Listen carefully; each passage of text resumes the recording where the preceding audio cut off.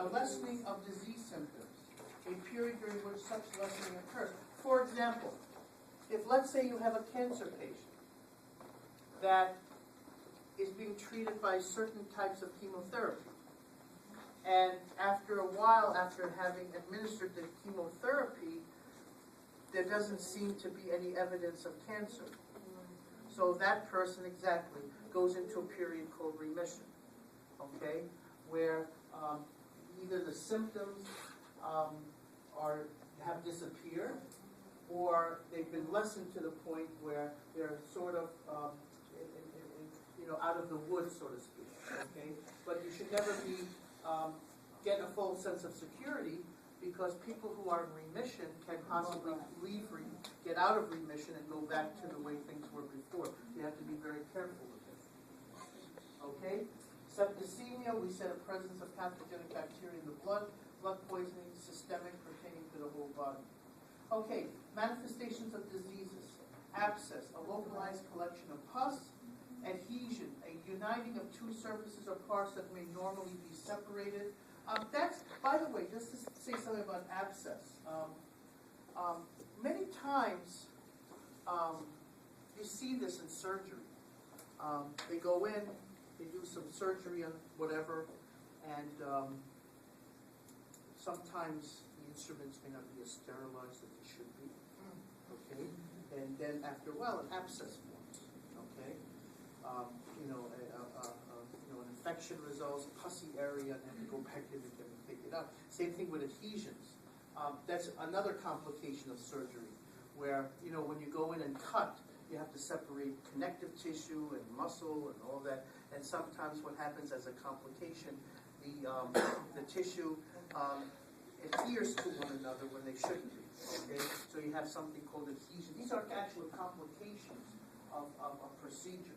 Okay, anaplasia, a lack of normal differentiation, is shown by cancer cells. Ascites, accumulation of fluid in the peritoneal cavity. When we use the term edema, which is accumulation of tissue fluid, we can also categorize it as edema in the peritoneal category, now has a special name called ascites. Okay? So if there's a buildup of tissue fluid in the peritoneal cavity, we give it a separate name called ascites. Okay? But it's actually edema, but when you're referring specifically to the peritoneal cavity or abdominal cavity, then we're talking about ascites. Cellulitis is a spreading inflammation of tissue. Okay, effusion, escape of fluid into a cavity or body part. Exudate, material that escapes from blood vessels as a result of tissue injury. A fissure is a groove or split. A fistula is an abnormal passage between two organs or from an organ to the surface of the body. I'm sorry? Oh, gangrene is a death of tissue. We spoke about that before, usually caused by lack of blood supply, maybe associated with bacterial infection and decomposition. Something you would find as a complication of diabetes as well. Hyperplasia, excessive growth of normal cells in normal arrangement.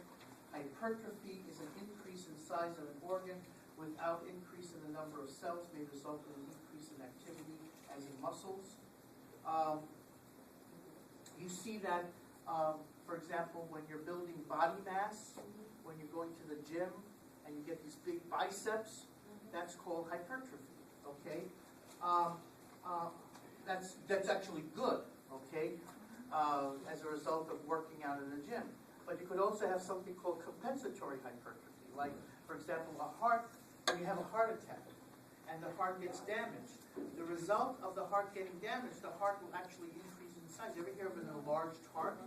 An enlarged heart is an example of compensatory hypertrophy, where the heart increases in size, but by increasing in size, you would think it would become a more efficient pump. And it doesn't. It does the opposite. It's a less efficient pump, and the person goes into heart failure, but they have a larger heart. That's called compensatory hypertrophy, but that's due to heart muscle damage. Induration is heart. Yes, please.